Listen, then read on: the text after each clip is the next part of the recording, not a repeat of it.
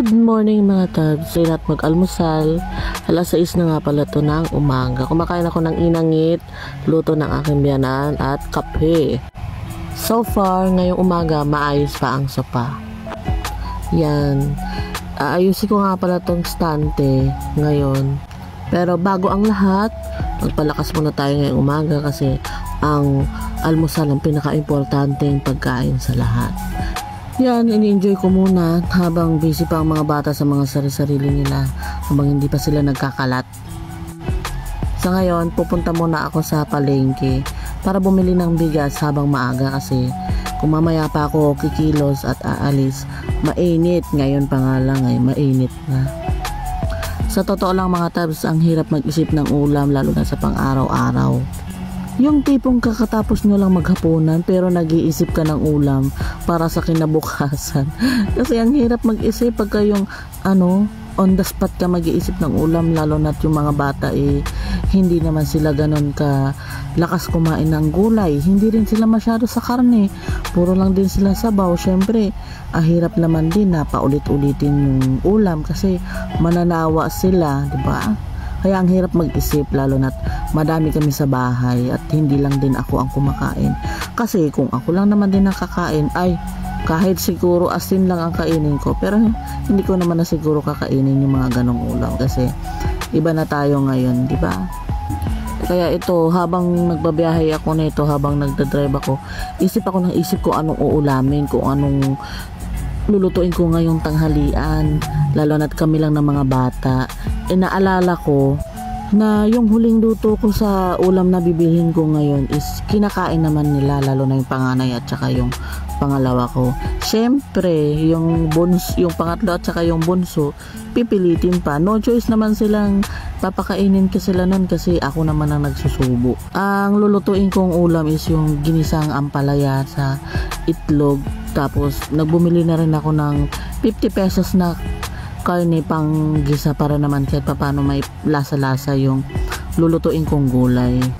Kaya nga pag naalala ko yung sinusubuan ko yung dalawang maliit, yung bunso nagre-reklamo kasi pait, gumagano din siya. Natatawa ko kasi nga pa rin naman siya kapag dinidilatan ko sila ng mata, lalo na yung pangatlo, duduwal-duwal pa yan. Dinidilatan ko nga sila ng mata. Kaya no choice sila. Kasi para din masanay silang kumain ng gulay na ganun ang lasa, mapait. Para hindi sila manibago sa mga kinakain nila. Pero nako, yung papa nila, hindi mo mapapakain ng ganung ulam ampalaya. Nako, hindi niya kakainin yan. Kahit anong ulutuin ko daw ulam, basta't wag lang ang ampalaya. Kasi hindi daw talaga siya kakain. Pero yung dalawang malaki, kumakain naman din ng ampalaya. Kaya wala akong problema sa kanila. Sa asawa lang. Kayo ba sa mga kumakain ng ampalaya, ganyan ba kayo maghiwa ng ampalaya? Maninipis. Ako gusto ko talaga sa ampalaya maninipis. Kaya nakakakain ako ng ampalaya. Mangunguya mo siya kasi kapag kayo makakapali, akala mo naman sumusubo ka ng isang buong ampalaya. Una yan, pinakuluan ko muna yung maliliit na karne. Hiniwa-hiwa ko sa maliliit hanggang sa mag-toasted siya. Ginisa ko na yung bawang at saka sibuyas. Tsaka ko sa nunod yung ampalaya yan. Paikot. Sino dito yung mga naniniwala na sabi pagka panay ang halo o puro halo ang ginagawa mo sa ampalaya, papait daw masyado. Tapos, kapag konti lang naman daw ang halo mo, hindi daw masyadong papait. Syempre ako, ginawa ko. Hindi ko nga siya hinalo. Konti-konti lang ang halo ko.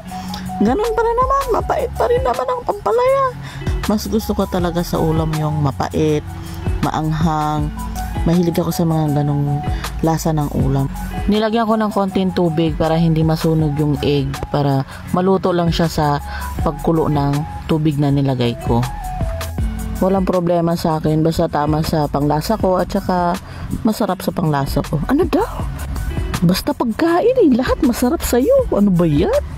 Hapon na neto, nag-decide ako magluto ng ulam. Dalawang ulam ang lulutuin ko. Yung sisig at saka munggo. Inuna ko muna tong hiwain yung sibuyas para sa sisig. Yan. Ang mahilig sa maanghang dyan, ako mahilig. Pero yung asawa ko hindi masyado. Pero kinakain naman din to ng asawa ko kahit hindi siya masyado sa maanghang. Pero kinakain niya kahit maanghang. kinakain niya. Pero hindi siya mahilig sa maanghang. Kumakain siya. Ha? Ay, mais ka. Ay, yan. Hiwa na tayo ng sili. Natatawa ko sa sarili ko. Yan, hiwa tayong sili. Dumating yung bunso kong anak nito. Buti nga hindi niya hinawakan yan eh. Kasi kadalasan talaga yung tuturo niya yung nagwiwigo-wigo. Kasi mangingialam talaga siya. O, yan na. O, diba? Malapit-lapit na yung kamay niya. Nako, jackpot ka talaga na pag yan na pinakailaman mo. Yan, ginunting-gunting ko lang yung karne kasi mainit pa. Tsaka, pangit din siya kasi kapag hiniwa sa kutsilyo kasi naduduro kasi masyado siyang luto. Nilagyan ko na ng pampalasa. Tapos, nilagyan ko din ng asin yan kanina. Yan yung pinaka-asin niya, kalamansi. Yan, homemade sisig. Pero sabi ng asawa ko, malalaki pa daw ang hiwa ko. Sabi ko, ay ganun ba? Sa susunod, sabi ko, liliitan ko na. Kasi kahit din ako nahirapan akong umuya, di ba? Nahirapan ako sa sarili kong gawa. Saan ka? Yan, tiniwas-tiwas ko yung mayonnaise. Pero nagpabili ako ng mayonnaise doon sa anak kong isa. Yan, nilagyan ko siya ng toyo, pero hindi pa siya maalat. Yan, nilagyan siya ng toyo, pero tama lang siguro na hindi siya ganun kaalat. Ito yung isang ulam na niluluto ko. Tama ba? Nabanggit ko doon sa isang ginawa kong ulam, isisig. Hindi na din talaga ako sigurado sa sarili ko ba. Ginisa ko na nga pala yung sibuyas, kamatis doon sa pinatosta kong karne kasi ilalagay ko siya dito sa munggo. Yan ang ulam namin, paborito ng panganay kong anak. Yan. Yung munggo ko ngayon wala masyadong gulay. Ang gulay lang niya yung kamatis, syempre, tsaka yung dahon ng ampalaya, kaya medyo parang matamlay yung munggo ko ngayon, natatamlayan ako.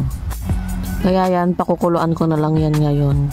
Ang ulam namin ngayon is munggo at saka sisig. Yan, halika na't kain tayo. Eto, kinabukasan na ito, nagpabili ako ng lugaw with egg tapos may laman. Kumakain yung dalawang maliit. Tapos nagpabili din ako ng pandesal. At yung dalawang malaki hindi kumakain ng lugaw sa umaga. Pero kumakain sila ng champurado. Wala lang kasi akong stock ng pang champurado, kaya ito lang muna sa ngayon ng almusal namin. Yung asawa ko bumili ng pansit para din sa kanila para makakain sila. Kaso hindi naman din sila kumakain. Kaya sa susunod, bibili na rin ako ng stock na pang champurado para lahat kami makakain. Ito, fast forward, natulog na sila, napaliguan, kumain na, yung natirang munggo kagabi, yung tanghalian nila. Kaya salamat sa panonood. Next video ulit.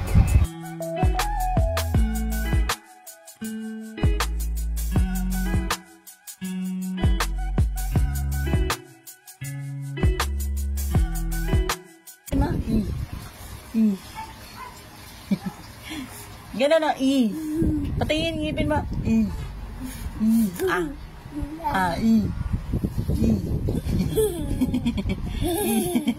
Isa pa. Gano'n ma.